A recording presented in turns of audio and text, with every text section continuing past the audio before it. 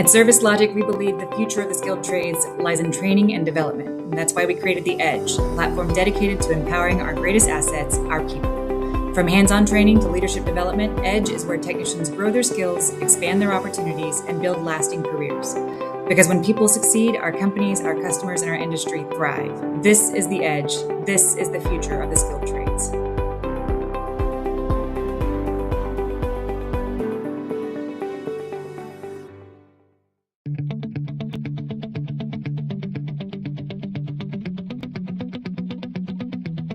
I chose iConnect training equipment because I already previously had some iConnect training equipment. And I was very pleased with the equipment I had, the quality of it, and pre-designed labs that came with it. So when I expanded it more into the catalog, I decided I wanted to get this refrigeration trainer in my program to expand my program. My experience so far using the TU-155 has been pretty good experience, especially my second year students, and the light bulb kind of syndrome goes off when you see that little flicker in their eye and oh, I got it. That's what us instructors, what we look for is the I got it moment. And this helps me to the I got it moment with my students, and that's what's my goal to achieve. We are Daikin, the #1 global indoor comfort provider.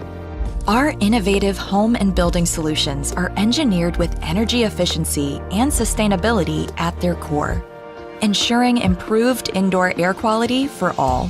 From heating and cooling to ventilation, air purification, refrigeration technologies, and connected devices, we're at the forefront of technology, addressing the pressing challenges of sustainability.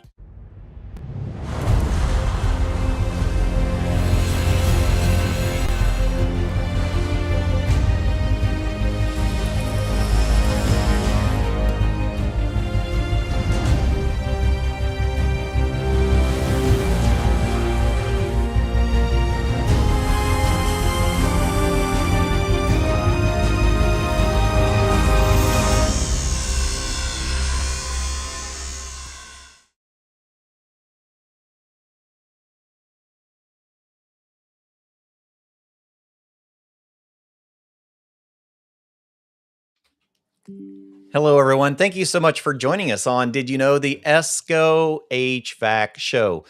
You know, we spend a lot of time talking technical. We spend a lot of time talking regulations and refrigerants. We don't spend enough time talking about people, talking about things that we never talked about growing up. We're spending some quality time today with our good friend from the industry, David Harrell. Thanks for joining us, David. Thank you for having me. And Todd's going to join us. He was here hanging on to the show for me. We're doing back-to-back episodes today. We did a technical one with Solstice Refrigerants. This one we're going to do, it's encouraged me to want to do more of these, just talking about life in the trades, talking about the struggles that we face. The three of us grew up in a time where we didn't talk about things very well. It wasn't encouraged to talk about struggles that we had. We were encouraged to hush it up, buttercup, and go sweep the floor when we had things that we felt like we needed to talk about. So we're spending time talking about an issue that David brought up to me here a while back, and it made me rethink our show completely.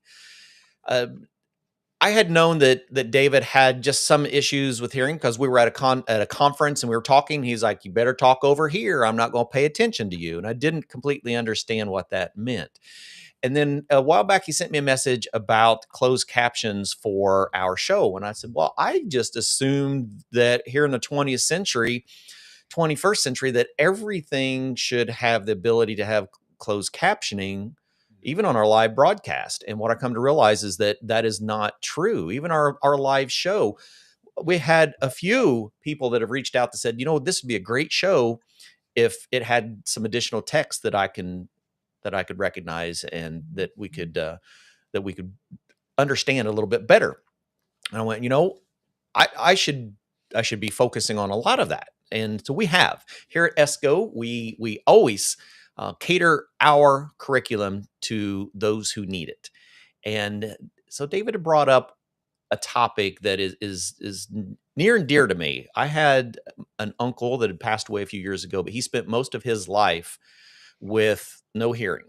He had lost it on the job site and had to learn how to communicate. And we didn't really talk about it a lot at home. We didn't talk about what life was like. And David brings a very unique perspective that I hope everyone is going to enjoy today.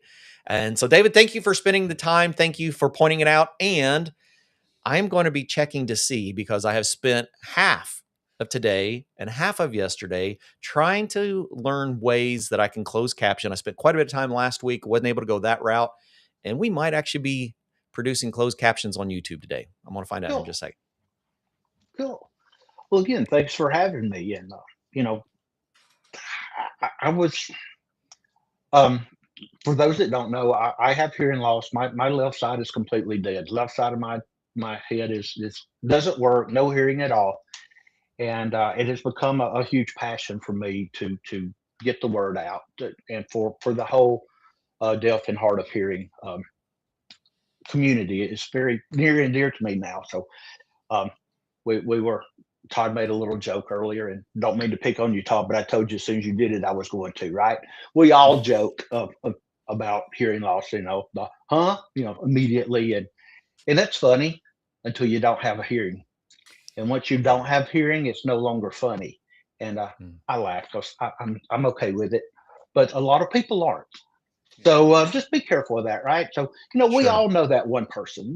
Maybe we are that one person who answers a question that's never asked. So my left side's dead, right? So think about that. I go to a drive-through at a fast food place or something. I can't hear them. I have no idea what they're saying. And my wife used to laugh at me all the time because they'd ask me a question and I would answer what I thought I heard. And she would just say, that is not what they're asking. You need to correct that before you get something you don't want. So, it presents a lot of problems. So, HVACR is one of the top noise exposure industries. I was really shocked. And when I started putting research together after we agreed to do this, and I started doing a lot of research to put this together, some of the things I came across were very, very surprising to me. And I look back on my career. You may do the same by the time all this is over, and you say, it's a wonder I can hear it all.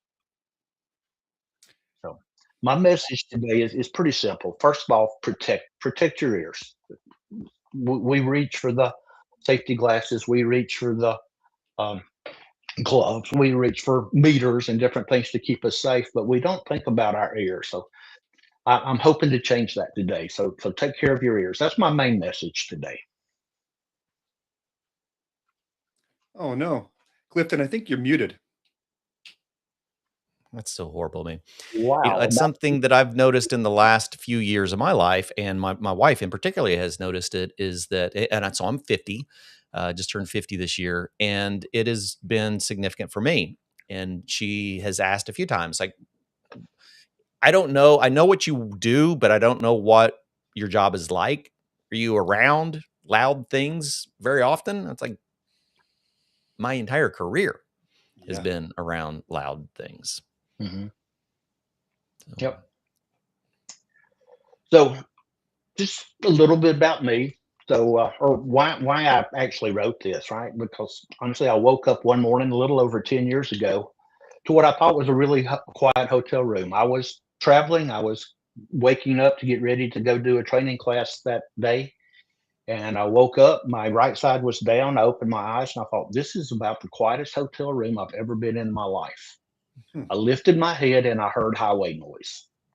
And I knew something was wrong. My left side was completely dead. It took me a while to really convince myself that it was. I was snapping my fingers, doing everything I could to try to hear. But I was on the other side of the country. I had to press on and do my job and get what was done. And so from there, I wore what they call cross hearing aids. The one from my left side, just Bluetooth sound on my right side. So at least I could hear things coming from my left side, Mm-hmm. which was okay, In except I stereo, was not in stereo. That was the dual thing. mono. Everything was still coming from my right side, all the input. So if you Okay. were talking to me on my left and I did not see you, I was looking to my right to find you. On more than one occasion, my wife grabbed me and pulled me back from walking out in front of a car because I looked, I heard sound coming. Obviously, it was coming from my right. That was the But only ear that you was didn't know getting the input. reference. I would look to the right, didn't see it, step out, and here's a car coming from my left. Wow. So I learned to hate those Bycross hearing aids because, again, I still was only unidirectional. And then, so I quit wearing them. And one morning, I just really, I'd given up so much in my life. I'd given up any type of social event. I really didn't like going to work anymore just because of all the issues I was having being single-sided deaf. And I woke up one morning and I told my wife, I said, hearing aid technology has got to be better now than it was. Mm-hmm. So I said, I'm gonna make an appointment with an audiologist, go get the testing done and see what there is with hearing aids now. So I went to the audiologist and came out of the sound booth, and these words were said. If you were standing with a jet engine on full afterburners on your left side, your left ear would not hear it. That's how Really? dead it is. And from that point, she said, I think you're a candidate for a cochlear implant. Are you interested? And I was. I'd actually, in a former place that I lived, there was a child behind us who had implants on both ears. He'd been born deaf, and he had implants, and they worked for him. So I was kind of familiar with it. Aware of them, sure. So I actually 2 days will be 2 years to the day of my activation for my cochlear implant, and Med-L implant, and it's actually given me my life back. It's so many things that I gave up that I did not know that I enjoy again. So it gave me back a lot of my life. And so I try to give back. I volunteer with them through what they call their Hear Peers community. I'm a mentor to candidates that come to them. They're talking about, and they will send them to me, and I will talk to them. I will be open and honest and tell them my experiences and just share what it's done for me. So Absolutely. that's I just think kind of about the things why we I take for do all granted. this. Absolutely. Dave, one thing I think I'm going to try before we go too far. Earlier, Okay. video was really good. Now it's a little choppy. If you can, if it's something that you're able to not do the virtual background, I'm wondering if that is what's slowing down the video Okay. feed. Just feel it's still slow. So yeah, let's try to get that Yeah, the out. internet was This running will really be good a the while ago, and now it's nice gotten a little choppy on us. green screen. Oops, Yeah. I hit the wrong button. I know, because we went through all this the other day. Yeah, and if not, it's not a big deal. I've got it doing a background recording. Hopefully it'll capture all of it for us. Is that better? It's still choppy on my end when I look at it. Yeah, it is a little chop. I think it's Restream. Restream's been really weird today again for us. You may almost have to turn it off, I think. If not, we'll just go choppy. Okay. So something else I need to turn off? I've got everything shut down on my computer other than that. Other than this presentation and Restream. Okay. Well, it's definitely on Restreams. Well, we'll just push forward and see how our recording goes afterwards. Okay. All right.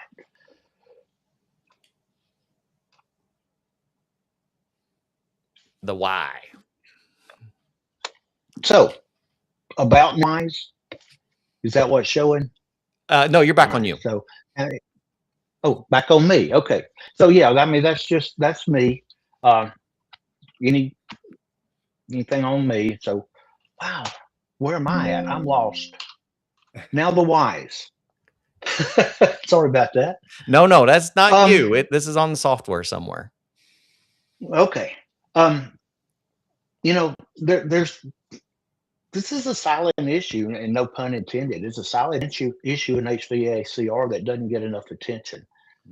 Way too many technicians are out there trying to deal with this in silence because they just don't want to talk. You Right. mentioned earlier, we were raised up in the time where you just, toughened up and moved on without it. And I'm amazed, and you do this too. You'll start being amazed at how many people you see wearing hearing aids Yeah. as you go forward. After you mentioned that, it definitely made me So rethink. yeah, it's really amazing. So I didn't choose this. It chose me. It chose me hard. It chose me quick. It didn't wait for convenient time, and I was forced to adapt and adapt quickly. Today, I want to cut through the stigma and give people the absolute truth. Hearing loss does not mean the end of your career in this trade. It doesn't take you out of the game. But what it does is it forces you to work smarter, change how you communicate on the job site, and stay completely intentional about how you protect and manage your well-being every day.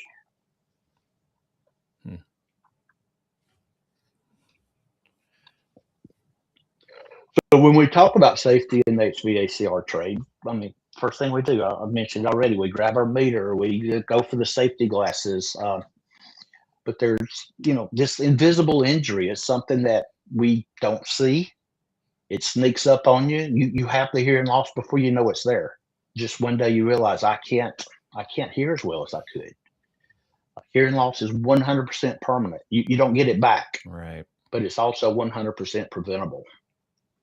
So what happens is the little microscopic hair cells in your inner ear called cilia, they don't regenerate once they're fried by screaming, reciprocating saw, or a chiller plant, or some loud noise. They're gone. They're gone forever.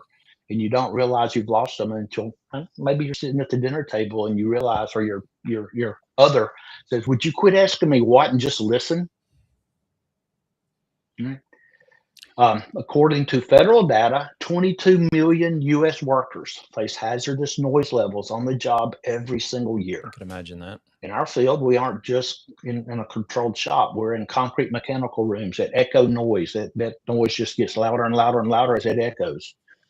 An additional 22 million workers face daily ear hazards from chemicals, not just noise. That one just blew me away. Kind of intriguing to think about. Came across that one. Yeah. So these chemicals are called autotoxins. So think about solvents, coil cleaners, spray adhesive, degreasers that are in your service van. When we use them, they can absorb into our skin. We can breathe the vapors. And while they don't necessarily attack our hearing on themselves, they reduce our body's ability to fight that hearing loss. So they kind of help that situation along. Yeah, it's something so I when would you have never look at thought all of these before. numbers, So when you look at all these numbers, it's really clear that hearing safety isn't just about an occasional loud noise. It's something we need to be thinking about constantly every day.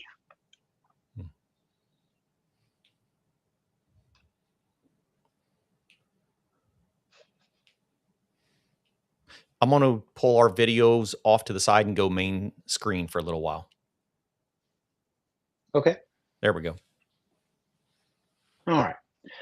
So again, the hard data for our industry, if you just look at the trades in general, there's about a 20% noise exposure that's hazardous noise. And if you look at our industry, we're up around 29%. We're almost half again more than our next closest trade. So we're at 29%. The next closest, or overall, is about 20%. So we're in a very high risk group. So my next slide is a hearing loss simulator, and it is best done at about 50% sound levels. If you turn your volume to about 50%, I'm gonna play through it. It starts out at normal, and then I have just basically went down to mild, moderate, severe, and then back to normal. And what hearing loss sounds like, this is a pretty good example. Yeah, I found some in You can myself from prevent this, so I hearing- encourage everyone. Sorry. Nope. You ready? Yep, ready. You can prevent hearing loss by keeping away from loud noise. Wear earmuffs, earplugs, or other hearing protection whenever you're around loud sounds. Loud noise causes permanent hearing loss. A high-frequency hearing loss makes it difficult to understand conversations. A hearing test or audiogram helps find any unusual changes in your hearing. Off-the-job noise is just as dangerous as noise on the job. The loudness of noise is measured in decibels. Noises louder than 85 decibels can cause hearing loss. If you have to shout to be heard, there's probably a dangerous amount of noise. You think about it, that was pretty drastic. And when we went from normal to mild, I don't notice that big of a difference. There's some, but I don't notice it. Then we hit moderate, there's a nice drop off. Then you hit severe, it's difficult to hear. But that happens to us on the job site very gradually. We don't notice those changes until we're in the severe level, and all of a sudden we can't hear anything that's said. You know, David, one thing that I noticed myself, and I'm going to encourage everyone else to try this. I'm going to have you play that again, and I want everyone to turn their head as it's playing to see if you notice a difference between your two ears, because I have a significant difference. I knew there was a difference. I didn't realize how significant it was until listening to this. You can prevent hearing loss by keeping away from loud noise. Wear earmuffs, earplugs, or other hearing protection whenever you're around loud sounds. Loud noise causes permanent hearing loss. A high-frequency hearing loss makes it difficult to understand conversations. A hearing test or audiogram helps find any unusual changes in your hearing. Off-the-job noise is just as dangerous as noise on the job. The loudness of noise is measured in decibels. Noises louder than 85 decibels can cause hearing loss. If you have to shout to be heard, there's probably a dangerous amount of noise. So just in doing that, I was able to recognize that I've got a significant difference between my two ears. Interesting. Yeah. Interesting. I never thought about turning your head, but that's a good point. Yeah, already a learning lesson for myself.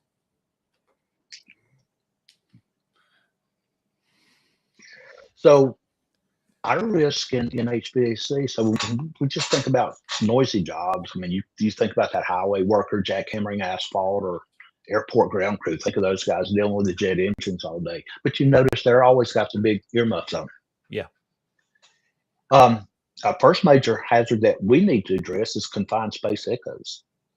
That's huge. Think about the refrigeration guy, especially sitting in a mechanical room with compressors, rack systems going, and that sound's just bouncing off the concrete walls. But I mean, you get that on rooftops as well. I mean, you may not think so, but you get all these different units going around you, or even in a crawl space or an attic. You get the noise of that piece of equipment. So the sound bouncing off, it intensifies the volumes. Yeah, you think about how many years I spent in those mechanical compressor rooms, but think about just like that rooftop unit. How many times you stick your head inside of that metal cabinet to listen to the compressor or listen to a fan motor, and all you have is sounds echoing off from metal surfaces. Yeah, right. What about what's in our tool bag? I mean, we got tools that make more noise than we realize they do. So if we just look at some of the specific stuff here, we got vacuum and recovery systems that operate around 85 to 93 decibels. Yeah, that's pretty 85 high. is the threshold, by the way. Yeah, it's more than you realize. The 85 decibels is that threshold where we have hearing loss quicker, right? Really? What about reciprocating saw, 100 to 115 decibels? Yeah. When was the last time you had hearing protection with the Sawzall? Raising. The saw's all right. You think about the guy that just uses air acetylene. That is a very high-pitched squeal, and it is loud, right? A high-pressure refrigerant leak comes out at a lot louder than we do. This is a high-pitched whistle, 90 to 100 decibels, right? Yeah, it sure is. The one that really shocked me when I was doing this was sheet metal tools. Our hand tools that we use in sheet metal. You think of sheet metal, we think of the beating the duct together. We think of in my day, stomp shears. I know all these guys got nice electric shears and stuff now, but mine was a stomp shear, and all this and just the noise the sheet metal makes. but just using tin snips will damage your hearing. It's something we can't Hand perceive. We snips. don't hear, right? We don't hear it, but it creates. Think about when we're cutting on metal with tin snips. Yeah. Basically, we stress the metal until it breaks. Oh, that's true. That's how it works. And it's a very high-pitched, quick, sudden, high-pitched noise. Doesn't prolong, but it damages really quick. And if you have those ototoxic chemicals circulating around, our body can't fight that off. Huh. Interesting. Yeah, I would never thought about that. Especially the VOCs. Yeah. I would never have thought that. Yeah.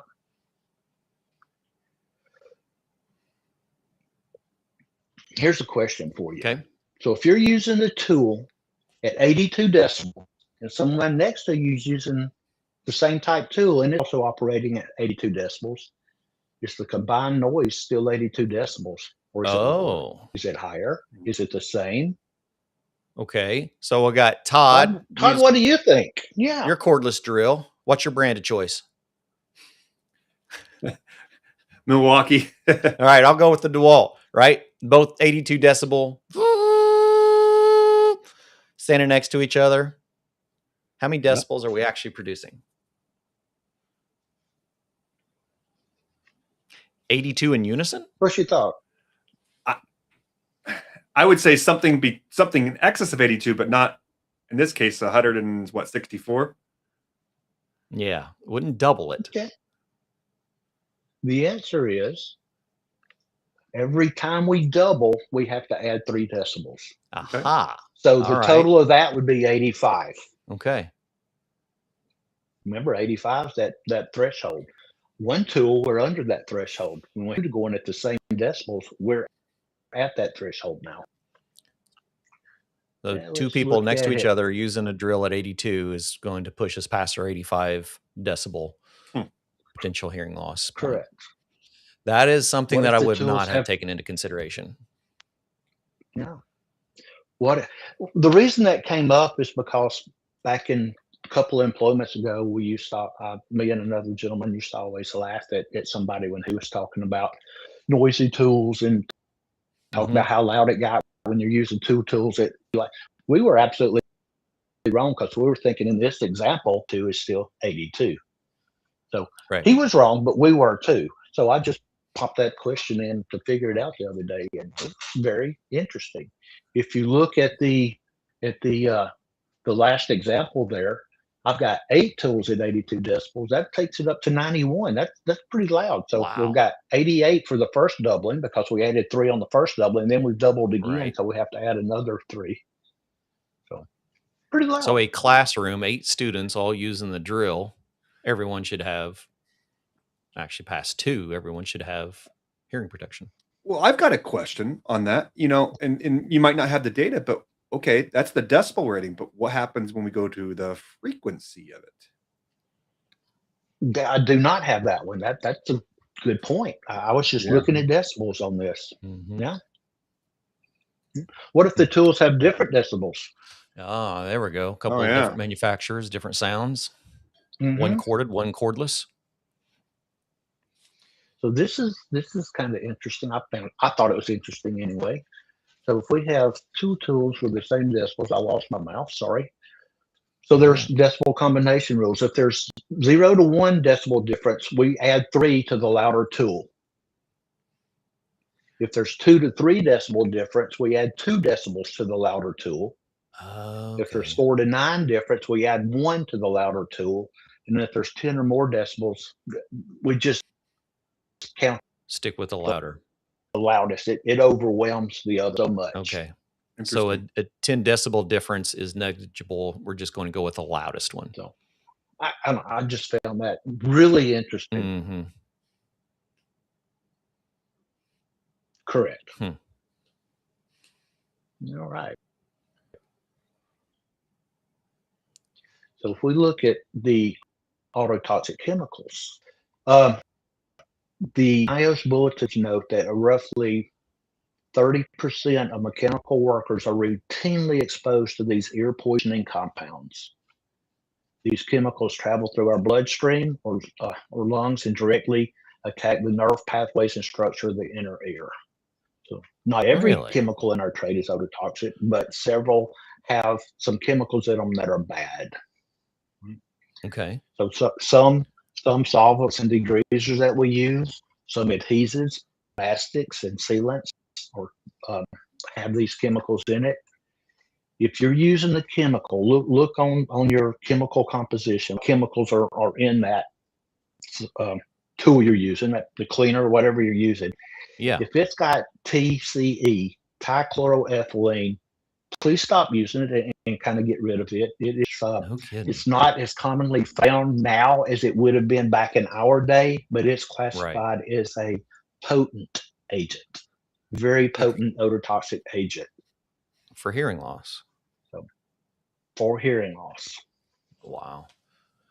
So glad you're bringing this up, So because look at something your I would have never SDS. considered. Right. So look at your SDS sheets. Look at look at the label on the container of the chemical. Just see what it's got. See what's in it.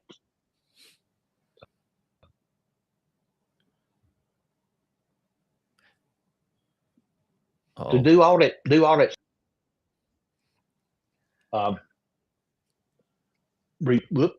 Review the look for TCE, toluene, xylene, styrene, and the methyl ethyl ketone. You can see where some of these are used. All That's in some stuff that we're using every day in some of these. yeah, I've actually looked through some of the chemicals. Now, not as many of the newer chemicals, but some of the older chemicals that I've had around, and absolutely find these in many of them. Yeah. So notice the last one there. So pipe cements also contain acetone. Yes. And Absolutely. acetone, again, it's not necessarily that ototoxic chemical, but it's kind of a nerve suppressant. So it keeps your body from being able to fight some of these chemicals. I'll be darned. Never would have thought of that. So identify the chemicals, change out to a safer version that doesn't have. Mhm.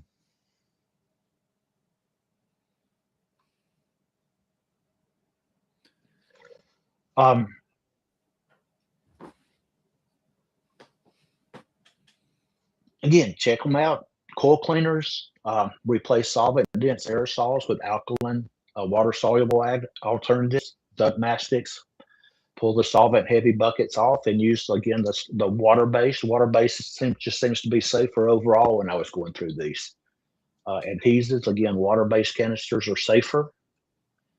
So we look through these, look through them on our truck, replace them with a safer alternative, look through them in our shops, get the safer alternatives.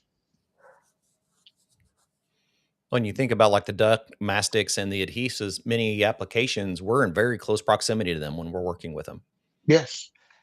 And I would be willing to bet, now it's been a long time since I've been around them, right? But I'd be willing to bet every one of them tells you to wear the proper PPE and list what they are. And we never read the labels.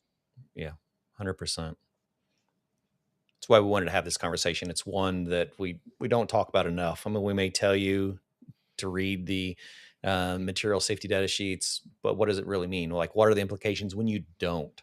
Right. And here's some of those scenarios. Right. So yeah, hey, look, match PPEs to the chemicals. Your standard gear doesn't cut it. So like a respirator, you need to use a half mask with the black organic vapor OV cartridges. That's not just the mask you put over your face, right? That's actually a cartridge filter. Use heavy nitrile or Vitron gloves. Very important. It prevents the chemicals from getting onto your skin to be absorbed. And then think about how ear much protection. Again, PVC remember that glue I've had on my compounding body in effect. the decades. Just because you're under 85, shut.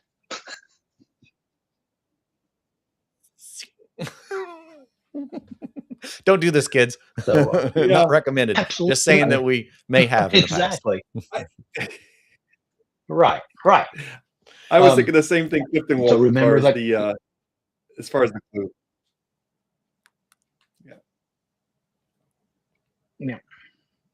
So just think about it. Pay attention. Again, wear that ear protection. Just because we're at or below 85 decibels doesn't mean in combination with other things we're not above.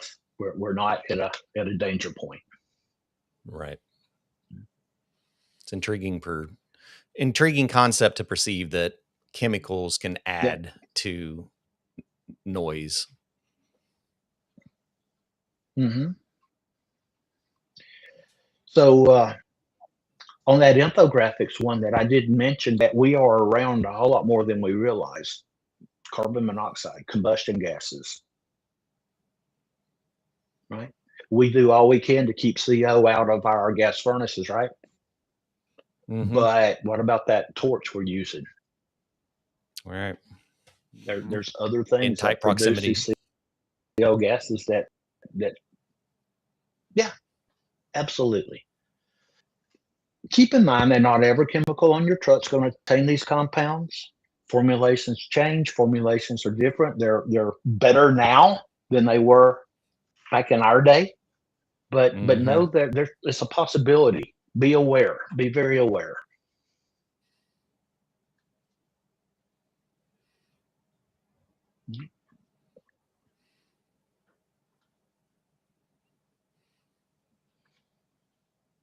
So we can talk about decibels, frequencies, chemicals all day long, but none of that matters if the gear stays in the truck.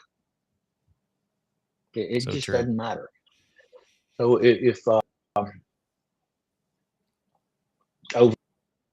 50% of noise-exposed mechanical workers do not wear PPE regularly, it means more than half of our techs in the field are actively rolling the dice with their hearing.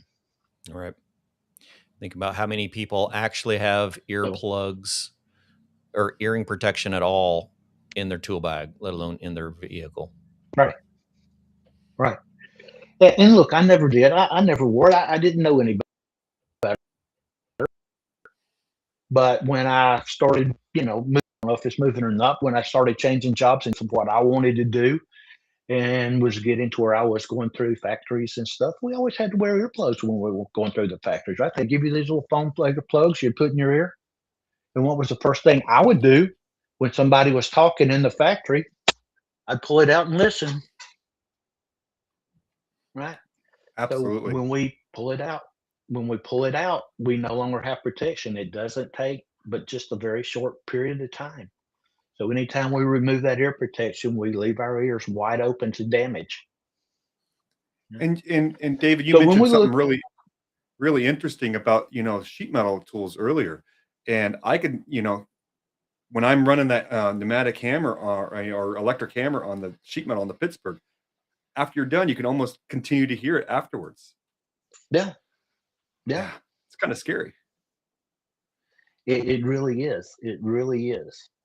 So when we look at all that, it's very clear that traditionally earplugs will force us to remove that, but there's other ways now. If looking at the picture, there's the Bluetooth hearing protection, the earplugs, where somebody can still talk to you and you can hear them, but you're blocking out the noise.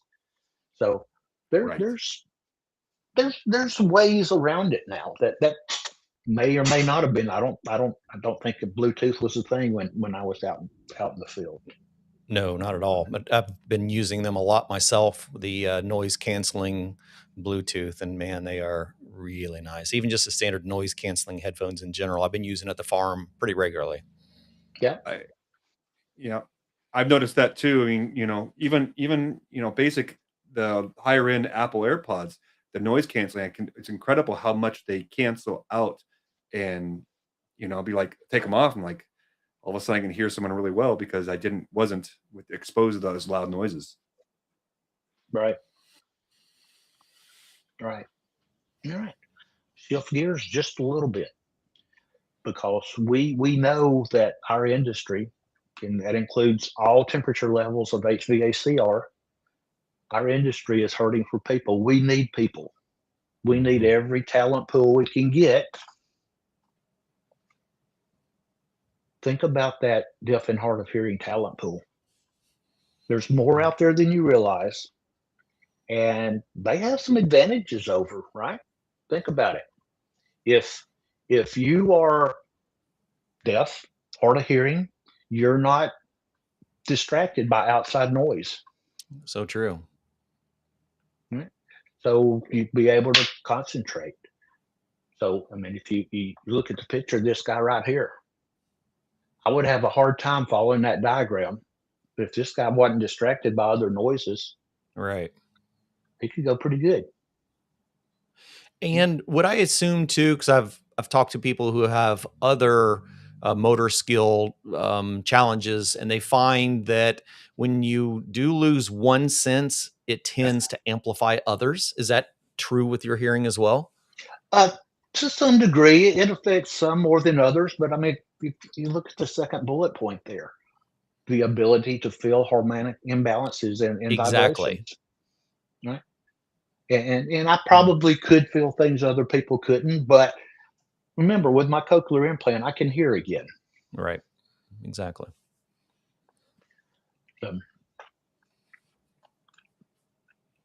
So yeah, there's superpowers in what some people call disabilities. That there's abilities that overtake that, and if you look at the pros and cons of things, sometimes right, my hearing loss, I did the poor pitiful me until one day, and I was talking to my wife. This is off topic, but on topic.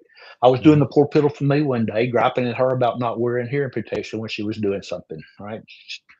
And she said, I said, I cannot explain to you what it's like not to be able to hear. I just can't do it. I can't explain that to you.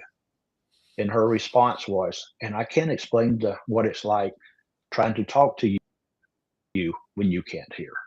Oh. That hit me. That hit me hard. She said, I will ask you a question and you'll say, huh? So I will ask it louder. I will increase my volume. And the first words out of my mouth was, you don't need to yell. And her reply to that is, yes, I do, or you can't hear me. Wow. Sure. Yeah. So she said, there's so many times I just don't even try to talk to you because I don't want to go through that argument. So back to the technicians and all. So our tools have become much more visual oriented. Right. Think back on the old leak detectors. They were all auditory. They would start squealing when you come across a leak. Yeah. Now they light up. Yeah. Yeah, H10. What a great leak detector, right?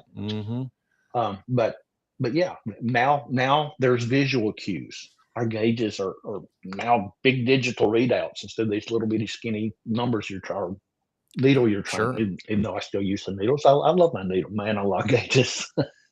But yeah, there's the tools don't keep somebody with a hearing impairment from doing the work anymore.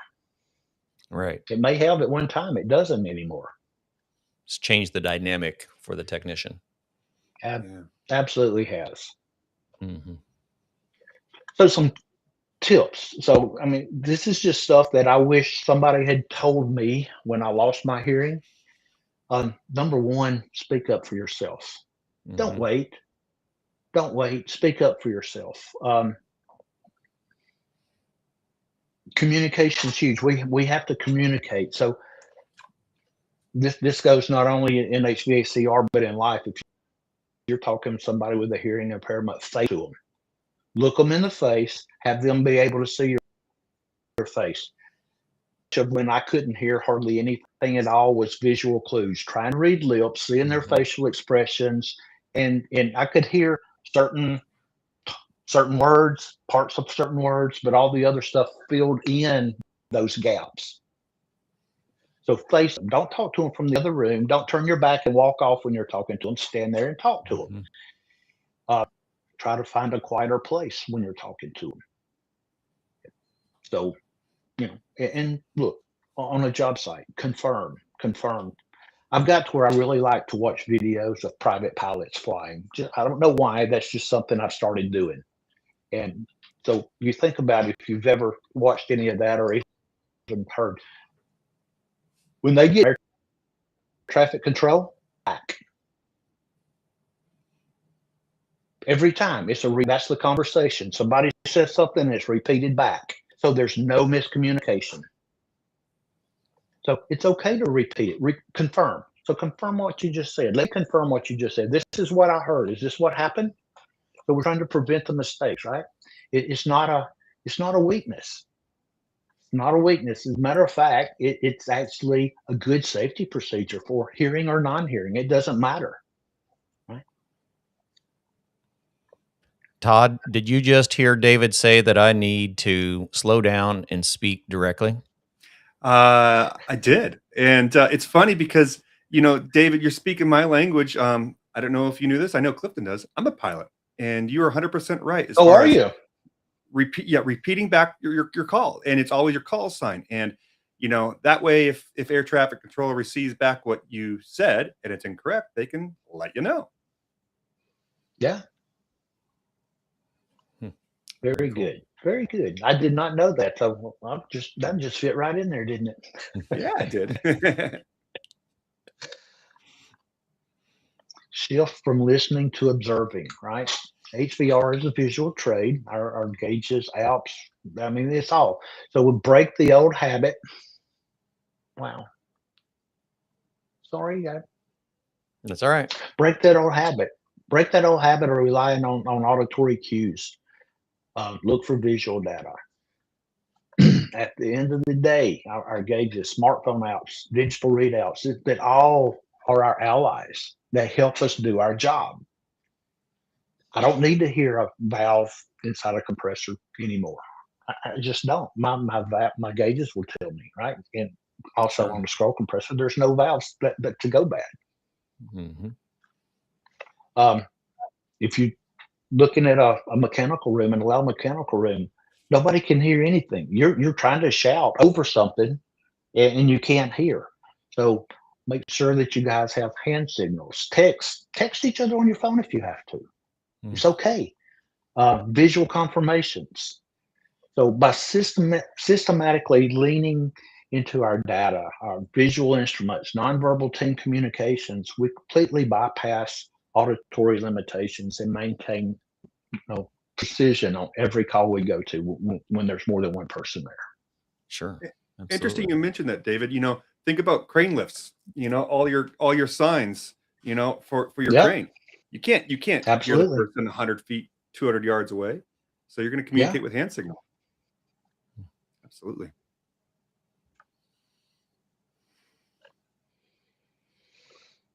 So, protect what you have left.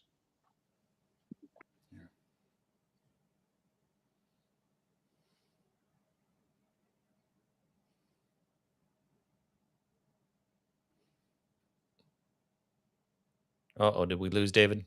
Oh, we might have. No, the signal's been cutting in and out quite a bit.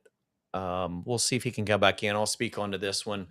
Protecting what you have left is the key point of this message, that you don't know how much damage you're doing until it actually happens. And I'm back, but I completely everything. There we go. Now you're back in. All right. Yeah, everything just kind of dropped off on my end. So I'm assuming you lost my slides and everything. Nope, still seeing slides. Okay, cool. Because I'm not. And his video is better too. Yep. So we're on protect what you have left now. Okay. Once it's gone, it's gone. It doesn't come back. So we got to make it a point to wear protection. Wear protection. Look, it's not a sign of weakness.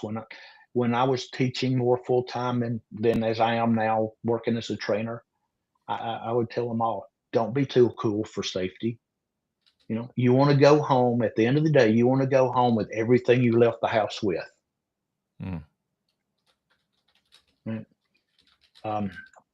If you do wear hearing aids, if you cochlear implant, whatever, know how it's going to function around noises.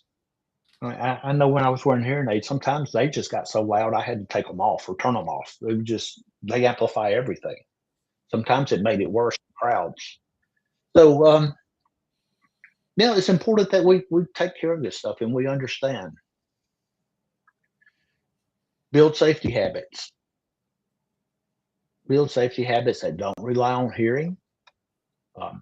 We have visual cues. Double check lockout and tag outs. Make sure that we understand how to do a lockout tag out. So nobody's going to turn the power back on unless you got a handful of bare wires. Right. And that's when it will happen. Confirm it visually.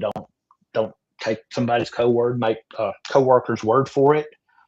Make sure you can see. Make good visual cues, color coded, all this stuff. None of these habits are optional.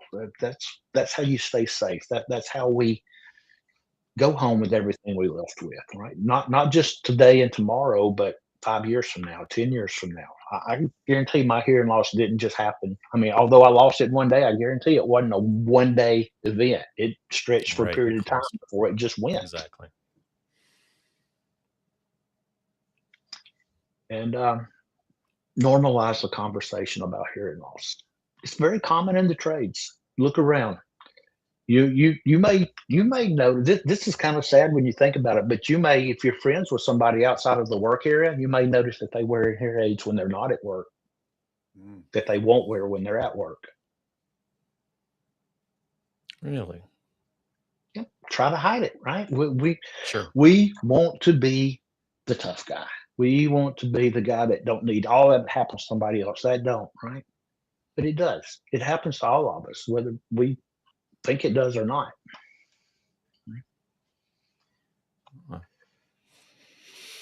So again, normalize that conversation. Normalize that conversation.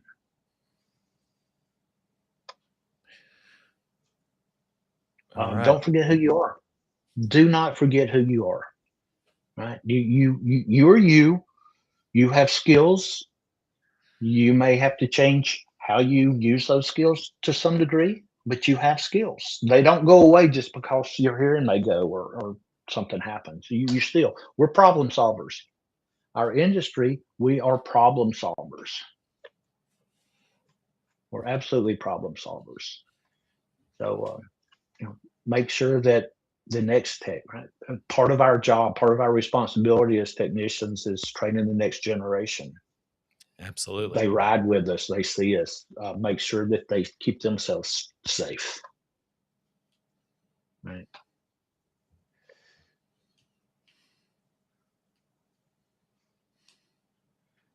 Tilts with hearing losses. Is that the one that's up there? We have lost the PowerPoint presentation. Okay. So you get an improv. Well, no. It comes back. Does it come back? Is it back? No, I know it's not because I've just hit the wrong thing. Oh, there it is. Oh. And I took it away.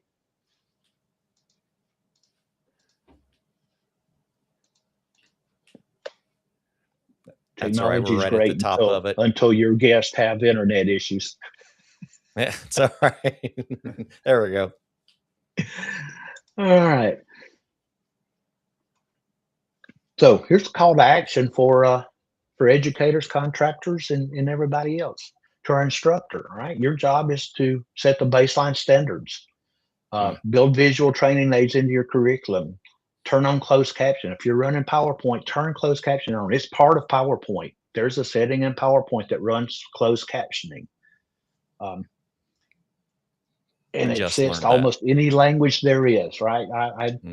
I use it occasionally when I'm doing a training class in a heavily Hispanic area. I will run in Spanish. Doesn't always do a perfect translation, but it helps. Right. Gets the message. Absolutely. Stop treating the hearing as an afterthought.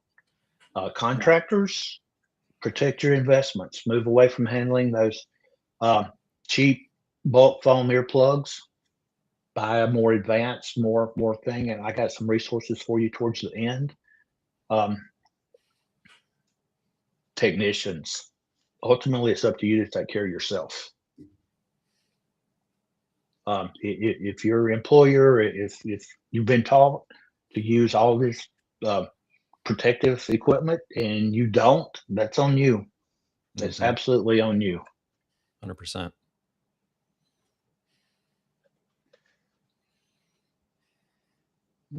So remember that mechanical room noise level gets very intense just because of all the echoing, the combination of sounds. Remember how every time it doubles, you got to add 3 if it's the same, or right. So it's just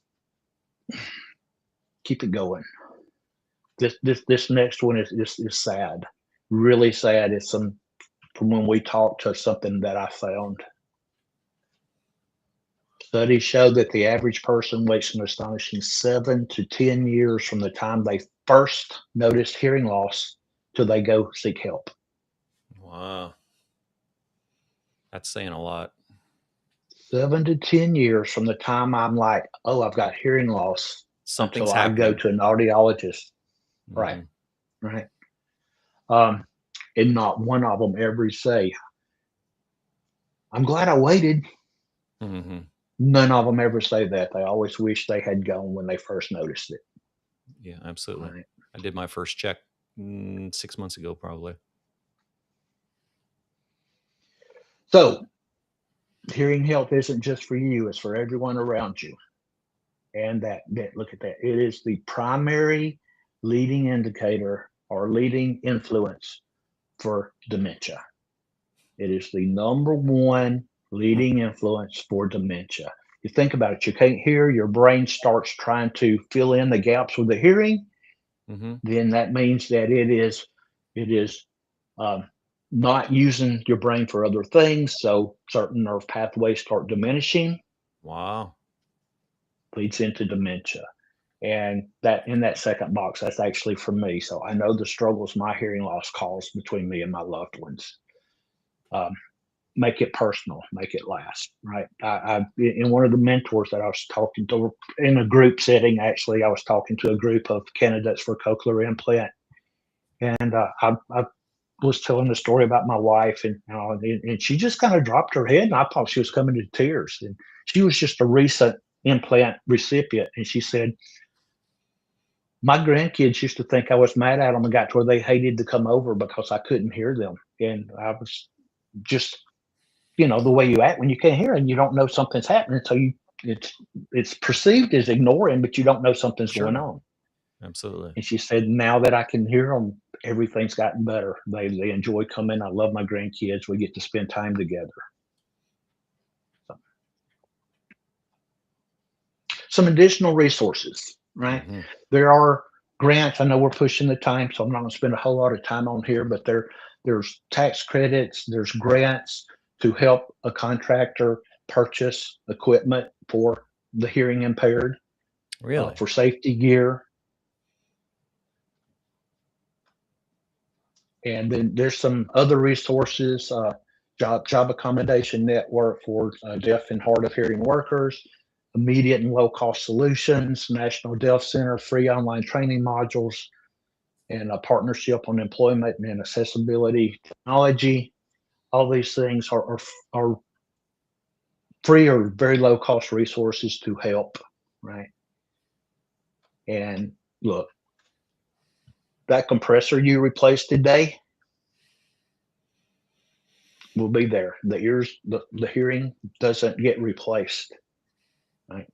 So take care of your hearing. And that QR code, if anybody's interested, that puts my information into your phone. You can just scan it. It puts my contact information right into your phone. And with that, I would absolutely enjoy to continue this conversation with anybody. The like I said, it's become a huge passion of mine. Something that I actively spend a lot of time. I have recently met a deaf since birth person. She actually started leading an ASL class that I kind of lead. I don't teach it. I actually got a certificate in it yesterday. I passed the final exam for a class I was taking in it, which was awesome. But she is so awesome, and ask, and she was absolutely, she would do it. So she leads our ASL classes, and she is coming in every Tuesday and doing a free community class. Anybody wants to show up in the area. So it's really awesome. And there's some great people out there that just want somebody to pay attention. Yeah, I completely understand that. Well, David, I appreciate you spending some human time with us today. I always look forward to talking technical, but I definitely enjoyed hanging out talking human today. I hope everyone spend some time thinking about your own personal hearing.